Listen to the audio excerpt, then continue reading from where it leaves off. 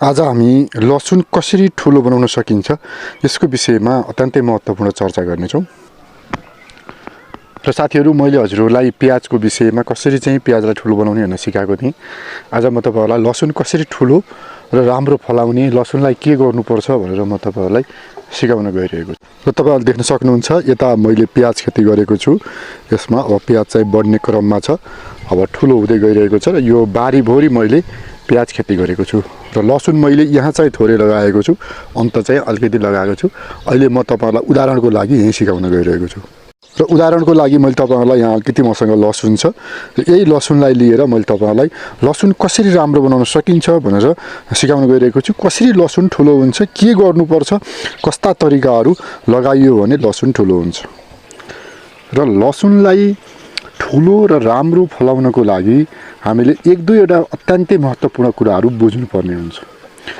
प्याजलाई हामीले के गरेका थियौँ भनेदेखि प्याजलाई हामीले गोडमेल गर्ने, बढी जसो होइन, जति हल्का गोडमेल गर्ने, गानुहरू देखाउने, अनि त्यसलाई यसरी भाँच्ने गरिएको थियो। खसी पार्ने भनिन्छ। भने प्याजलाई हामीले के गर्नुपर्छ ठुलो बनाउन भनेदेखि सबभन्दा पहिला त प्याजमा हाम्रो प्रारम्भिक मलहरू राम्रोसँग प्रयोग गरेको हुनुपर्छ। तपाईँहरूले घरमा खाने यो त्यो प्रयोग गर्नुभएको छ भने यसमा चाहिँ मस्तसँग चाहिँ के गर्नुपर्छ, प्रारम्भिक मलहरू प्रयोग गर्नुपर्छ। प्रारम्भिक मल प्रयोग गरेपछि त्यसलाई चाहिँ पर्याप्त मात्रामा खाद्यान्न पुग्छ। र हजुरहरूले लसुनलाई राम्रो बनाउनको लागि लसुन लगाइसकेपछि हामीले लसुनलाई माथिबाट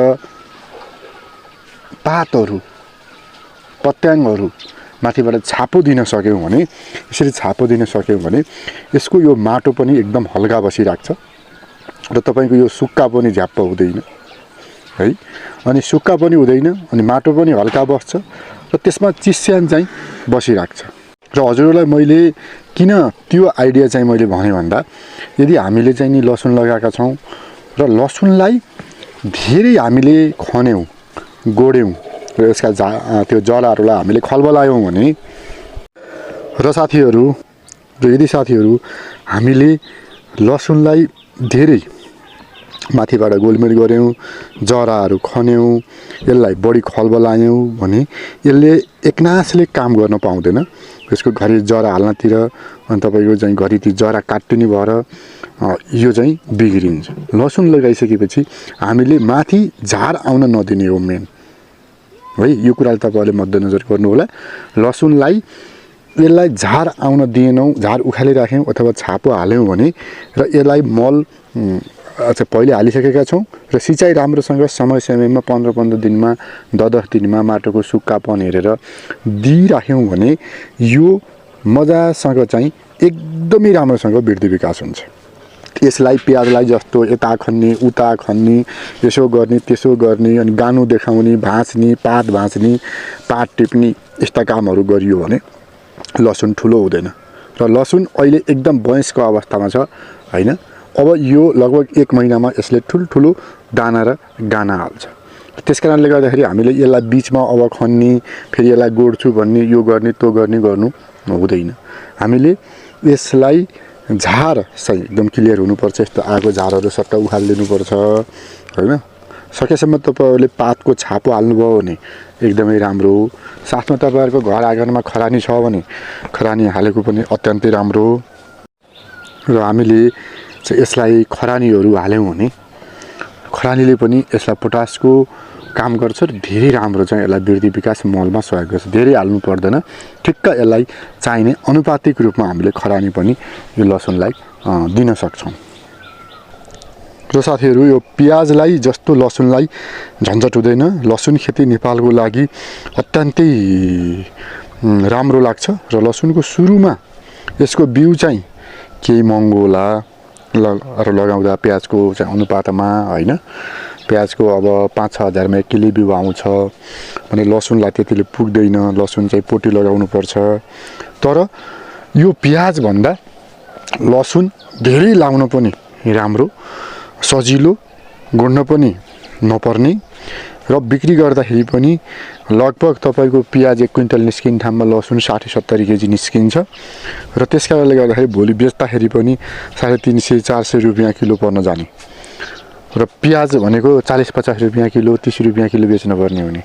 त्यस कारणले गर्दाखेरि हामी पहाडी क्षेत्र यस्तो ठाउँमा बस्ने हामी जुन चाहिँ पहाडमा चाहिँ हामीले कोदो मकैहरू मात्रै चाहिँ भरमा छौँ भने त्यसलाई अलिकति मल बढाएर हामीले लसुन खेती लगाइदियौँ, त्यसलाई सिँचाइको राम्रो व्यवस्था गरिदियौँ भने हामीले लसुनबाट मुनाफा लिन सक्छौँ। र मैले तपाईँहरूलाई फेरि पनि के भने लसुनलाई हजुरहरूले गोड्ने धेरै होइन, खोजाल्ने होइन, ठुलो बनाउनको लागि है, धेरै गोडमेल गर्ने, खस्रा खुस्रो पार्ने, जरा उक्काउने, यताउता गर्ने होइन, छापो हाल्ने हो, लसुन लगाउने हो। त्यसपछि छापो हालिसकेपछि त्यो एकदमै माटो कमलो भएर बस्छ। अनि त्यसपछि हामीले यसलाई पानी दिइराखेपछि यसको समय आएपछि यसलाई मर्काउने, भाँच्ने, यसो गर्ने त्यसो गर्ने होइन, समय आइसकेपछि यसका गानाहरू एकदमै ठुल्ठुला हुन्छन् र लसुन राम्रो हुन्छ। बिचबिचमा हामीले खरानी एकदमै अलि हरियो जस्तो भएन भने थोरै युरिया छर्केर पानी हालिदिन पनि सक्छौँ है। र युरिया हाल्दाखेरि फेरि तपाईँको यस्तो डाँठहरूमा यस्तोमा पऱ्यो भने यो सर्ने, कुने, बिग्रने हुनसक्छ। र लसुन खेती चाहिँ मलाई धेरै सहज, सजिलो, राम्रो लागेको छ। हजुरलाई पनि मैले आफ्नो यो अनुभवहरू भने। र तपाईँहरूले फेरि पनि मैले लसुन खेती तपाईँ राम्रो बनाउन खोज्दै हुनुहुन्छ भने धेरै गोडमेल गर्ने, जराहरू यसरी यता तान्ने, यो खस्रा खुस्रो पार्नु भने लसुन ठुलो हुँदैन होइन। लसुन ठुलो बनाउनको लागि हामीले माथिबाट कमलो चाहिँ माटो पहिल्यै नै एकदमै कमलो हल्का माटो बनाएर हामीले खन गर्ने, अनि त्यसपछि सर माथिबाट पातहरू छापिदिने, अनि त्यसपछि झारहरू बेला बेलामा उक्काइदिने, सिँचाइहरू राम्रोसँग दिइराख्ने, यसलाई भाँच्ने, मर्कामुर्को पार्ने, पातहरू धेरै टिप्ने गरियो भने हुन्न, बरु यस्तो तलको पातहरूलाई हामीले चाहिँ सुकेका यी पातहरूलाई सफा गर्न पनि सक्छौँ, अथवा सफा नगरे पनि केही फरक पर्दैन। मेन कुरो भनेको झार नै यसको लागि ठुलो समस्या हो। र हजुरहरूले यसलाई भाँच्नु पर्ने, मर्काउनु पर्ने, धेरै गर्नुपर्ने भन्ने हुन्न। र लसुन हजुरले त्यति गर्नुभयो भने तपाईँले एकदमै ठुल्ठुलो हुन्छ। हाम्रो यहाँको लसुन चाहिँ यत्रो हुन्छ यो लसुनहरू चाहिँ, किनभने यहाँ मलखातको आडामा पनि छ, त्यस कारणले पनि यो ठुल्ठुलो हुन्छ। र हजुरहरूले पनि लसुन खेती लगाउँदै हुनुहुन्छ भने यही विधिलाई अपनाउनु होला। र दर्शक साथीहरू र हजुरहरूले हाम्रो एग्रोचिरन युट्युब च्यानललाई लाइक, सब्सक्राइब, कमेन्ट, सेयर पनि गर्नुहोला। थ्याङ्क यू सो मच, धन्यवाद।